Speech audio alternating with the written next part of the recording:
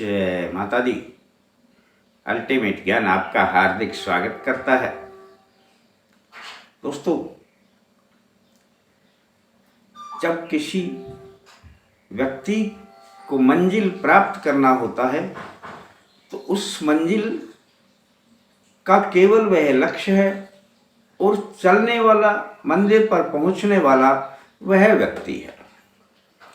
अब यदि उसके मार्ग की बाधाओं को यदि हम देखते रहेंगे या मार्ग की बाधाओं में अटक जाएंगे तो हम मंजिल पर कभी नहीं पहुंच सकते। ये वास्तविक सत्य बात है। अश्वत्थामा ने अपने पिता द्रोणाचार्य से एक बार कहा, गुरुजी, आपके लिए आप मुझे इतना प्यारा शिष्य मानते हैं, परंतु आश्रम में आप मुझे इतनी तवज्जो नहीं देते जितनी कि अर्जुन को देते हैं। उनके पिता द्रोणाचार्य कहने लगे,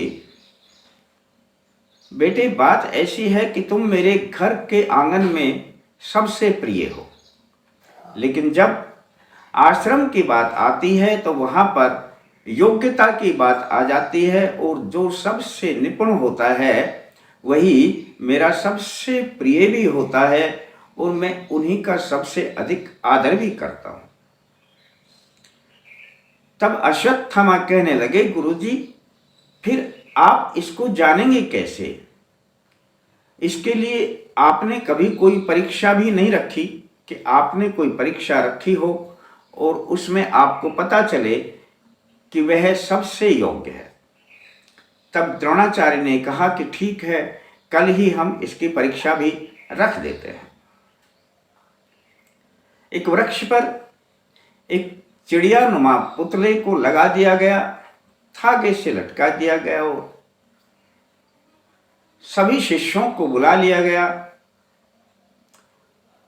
और द्रोणाचार्य कहने लगे कि अब अपने बारी बारी लक्ष्य को साधो।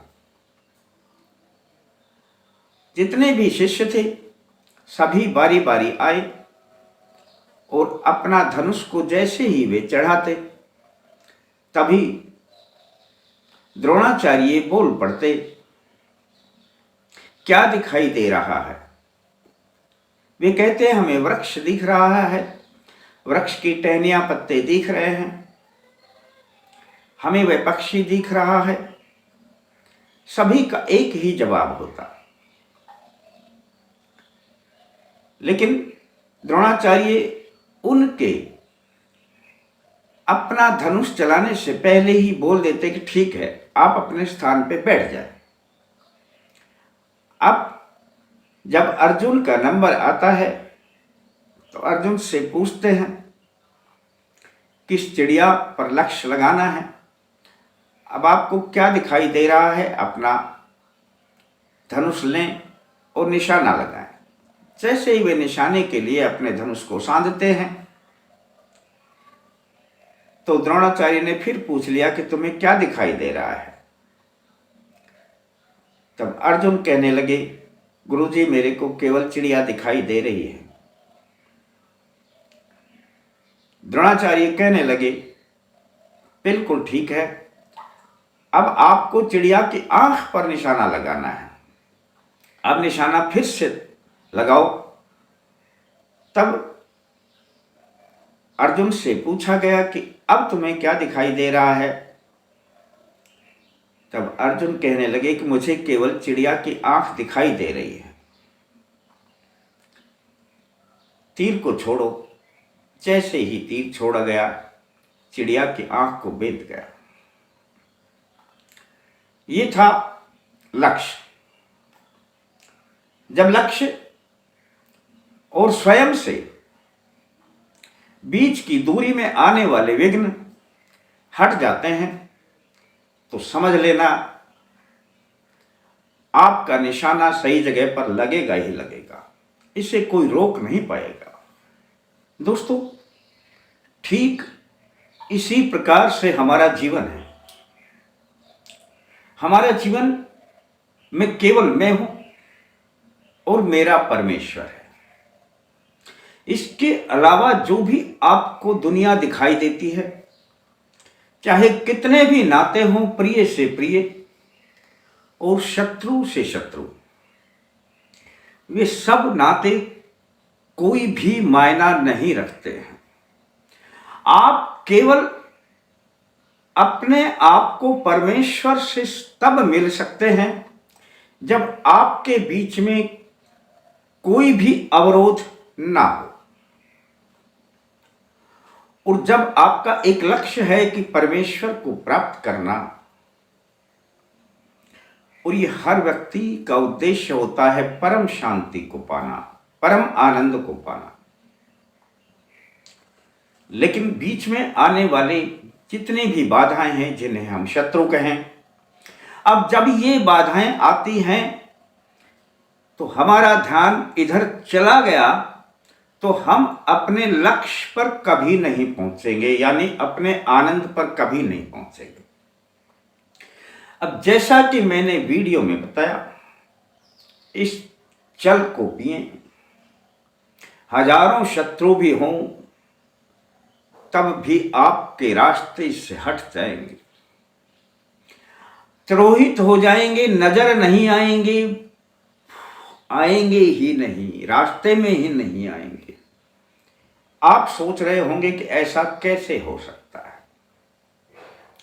ऐसा ही होगा दोस्तों, जब एक व्यक्ति को अपना लक्ष्य दिखाई देता है तब उसके बीच में कोई आ ही नहीं सकता है। लेकिन लक्ष्यहीन व्यक्ति यदि जब चलता रहता है पूरे जीवन भर, जिसका कोई लक्ष्य ही नहीं है, तो फिर रास्ते में ये सब विघ्न, ये शत्रु, ये बाधाएं उसे मिलते रहेंगे। आपको अपने शत्रुओं को हटाना है तो आपने अपनी मंजिल को तय करना होगा। आपने अपने शत्रुओं को बिल्कुल रास्ते से नजरअंदाज कर देना है, यानी रहें ही नहीं शत्रु और रहेंगे भी नहीं। तब आपने अपने लक्ष्य को निर्धारित करना है, और मेरा लक्ष्य है आनंद, परम आनंद, परमात्मा। अब मैं हूं और परमात्मा।